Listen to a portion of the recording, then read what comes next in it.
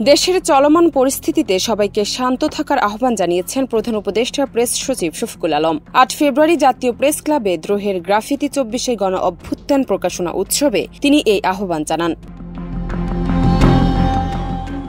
Press সচিব বলেন যে যেখানে আছেন সবাই শান্ত থাকুন, তবে ফ্যাসিস্ট সরকার যাতে ফিরে আসতে না পারে আমাদের সবাইকে বিষয়ে ঐক্যবদ্ধ থাকতে হবে। তিনি বলেন স্বৈরাচার সরকার যাতে ফিরে আসতে না পারে সেদিকে সবাইকে সজাগ থাকতে হবে। পতিত সরকার যাতে মাথাচাড়া দিতে না পারে গ্রাফিতির মাধ্যমে তা ছড়িয়ে দিতে হবে।